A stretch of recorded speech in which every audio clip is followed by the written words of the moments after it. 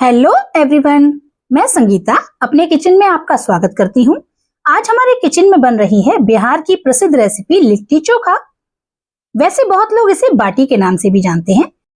खाने में तो ये सभी को अच्छी लगती है, मगर बनाने में बहुत ही झंझट लगता है, इसीलिए सभी लोग घर में बनाना पसंद नहीं करते हैं। चलिए आज मैं आपको बहुत ही आसानी से ये स्वादिष्ट रेसिपी बनाना बता रही हूँ। साथ ही में हम इसके लहसुन वाली चटनी और विनेगर चिली भी बनाएंगे। घर में ही बहुत आसानी से सत्तू भी बनाएंगे और बैंगन को भूनते हुए इन बातों का भी ध्यान रखेंगे कहीं बैंगन खराब तो नहीं है। सभी टेंशनों से मुक्त करते हुए मैं आज आपको बहुत ही इजी रेसिपी दे रही हूँ। प्लीज वीडियो को पूरा ध्यान से देखिए और आपको वीडियो पसंद आए तो एक कमेंट जरूर करिए। साथ ही बिना चूल्हे और बिना अंगीठी के बढ़िया बाटी बनाने का तरीका बता रही हूँ। चलिए रेसिपी को शुरू करते हैं। हमने यहाँ पे 4 कप गेहूं का आटा लिया है। सबसे पहले हम आटा लगाएंगे, क्योंकि आटे को रेस्ट करने का टाइम चाहिए। उतनी देर में ये आटा रेस्ट करेगा, तब तक हम बाकी तैयारी करेंगे। हमने ये 4 कप आटा लिया है। इसमें हम 1 चम्मच अजवाइन डालेंगे, वो भी दोनों हाथों के बीच में रगड़ते हुए। अजवाइन को अगर इस तरह रगड़ के डाला जाता है तो इसका फ्लेवर बहुत अच्छा आता है। साथ ही हम स्वाद अनुसार नमक डालेंगे।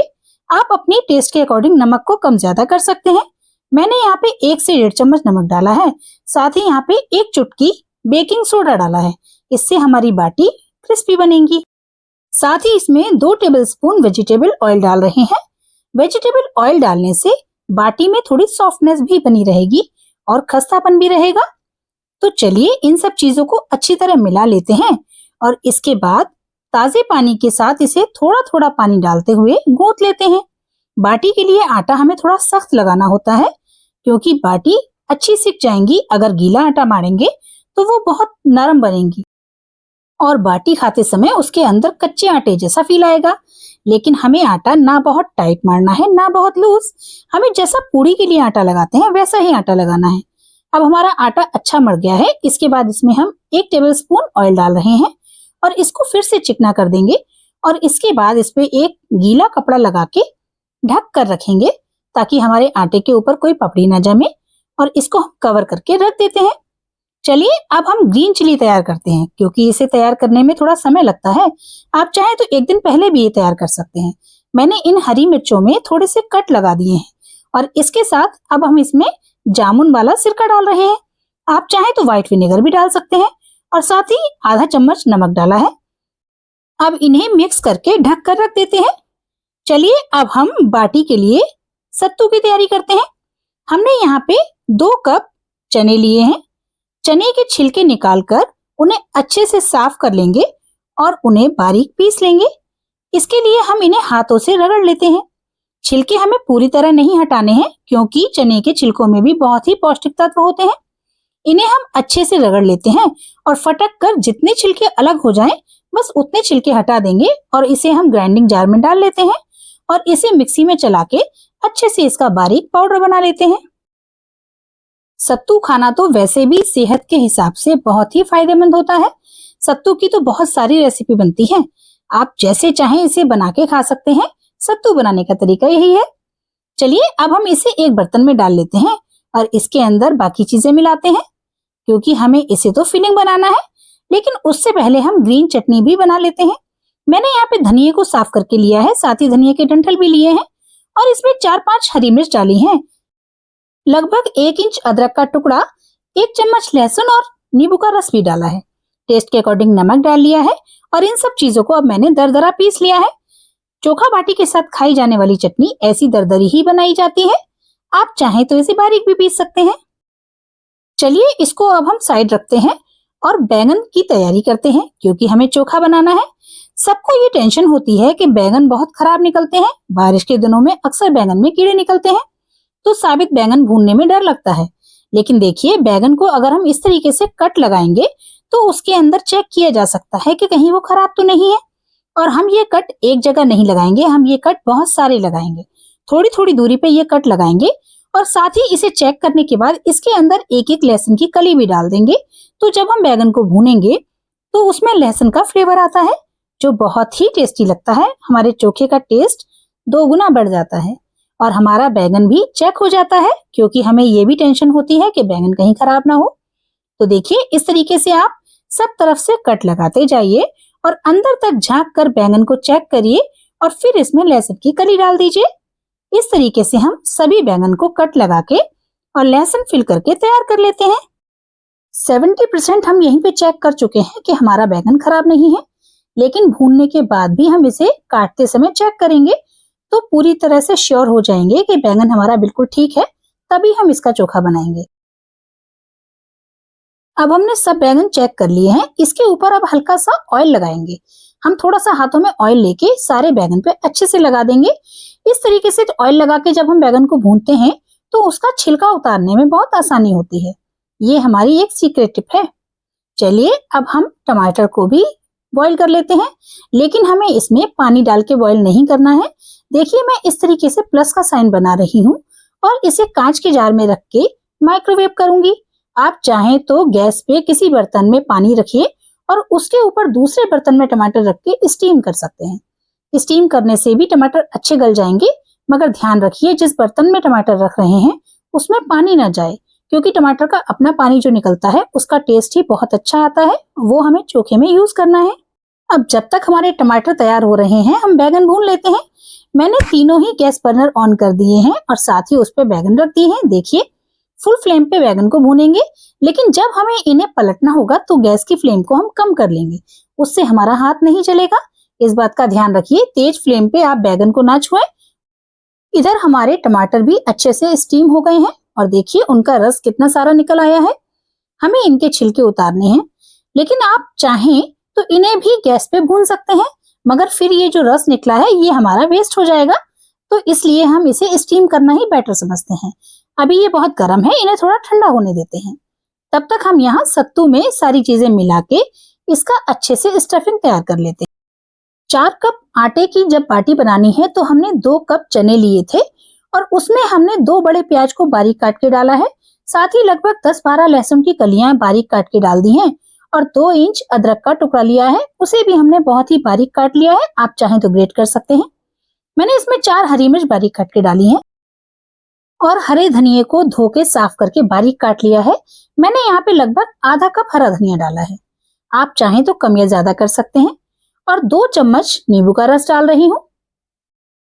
साथ ही इसमें 1 चम्मच कलौंजी जाएगी और इसमें मैं अजवाइन डाल रही हूँ 2 चम्मच भर के, क्योंकि अजवाइन का टेस्ट बहुत ही अच्छा आता है, साथ में डाइजेशन भी बहुत अच्छा रहता है।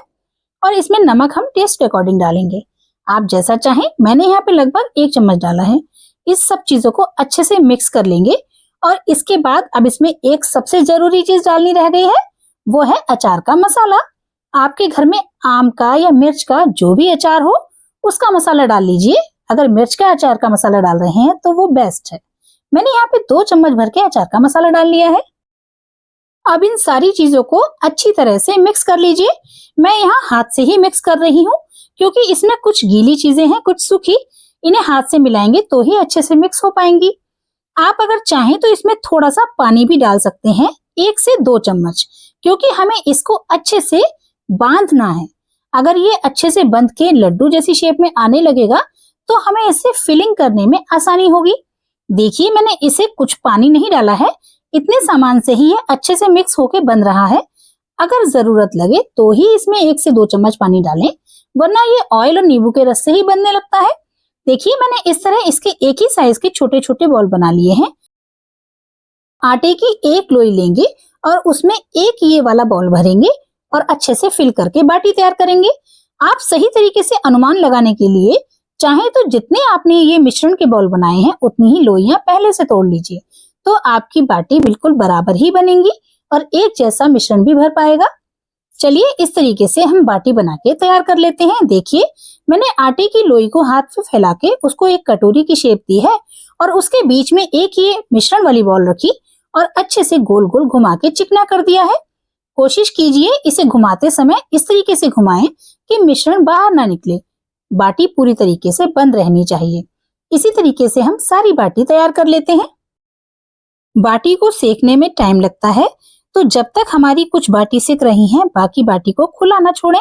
उन्हें आप ढक कर रखें, क्योंकि अगर खुली रखी रहेंगी तो ये पपड़ी आ जाएगी और फिर बाटी वहीं से चटकने लगती है। तो सेकने में परेशानी होती है, इसीलिए इन्हें ढक कर जरूर रखें।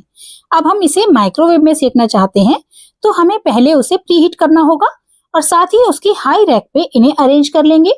ध्यान रखिए बाटी को थोड़ी थोड़ी दूरी पे रखें, बहुत ज्यादा पास में रहेंगी तो वो सब तरफ से सिक नहीं पाएंगी। इसीलिए थोड़ी दूरी बनाते हुए एक ग्रिल पे जितनी बाटी आ जाए उतनी अरेंज कर लीजिए और माइक्रोवेव को पहले प्रीहीट कर लीजिए। फिर ग्रिल मोड पे आप इसे 7 से 8 मिनट के लिए सेक लीजिए।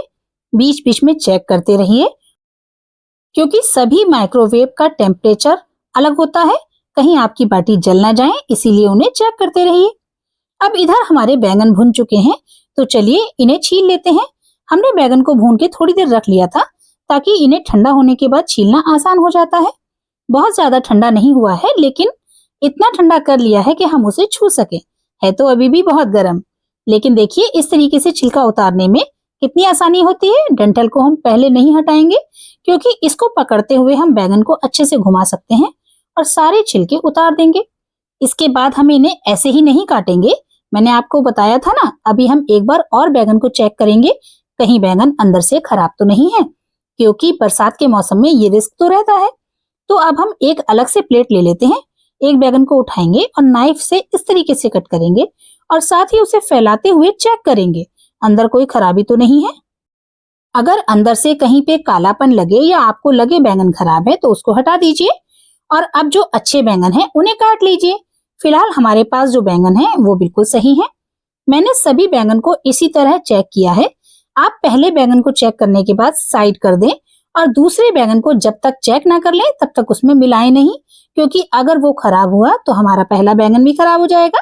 इसीलिए इन बातों का ध्यान रखते हुए आप सभी को अलग अलग चेक कर लें, उसके बाद मिला के मैश कर लें।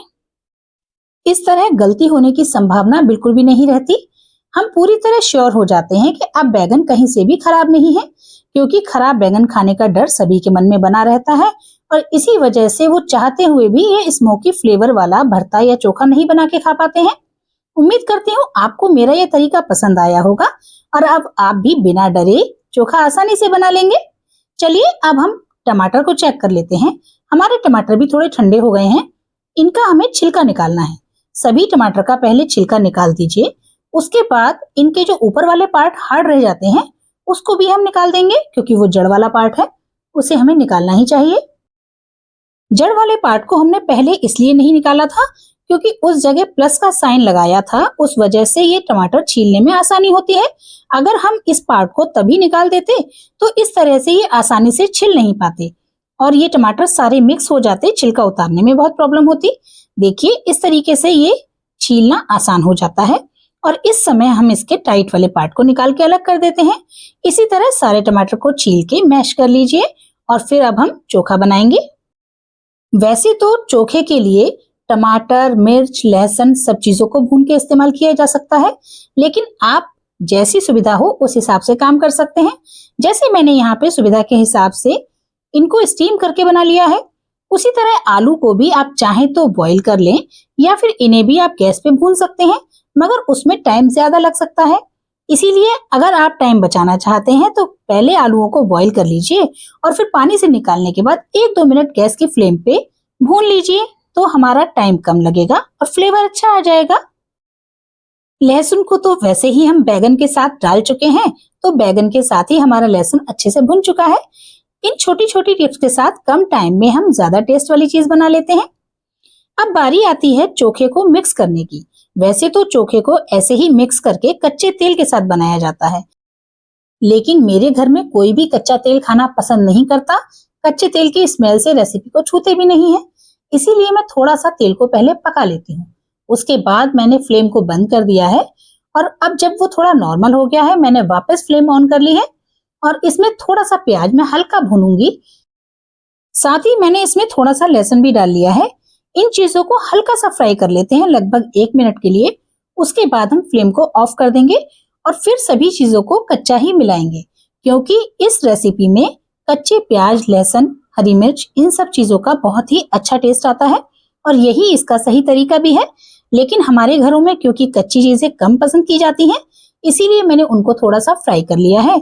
साथ ही हमारा तेल गर्म होने की वजह से हमारा ये चोखा गर्म भी हो जाएगा। अब इन सभी चीजों को अच्छे से मिक्स कर लेते हैं और मैश कर लेते हैं।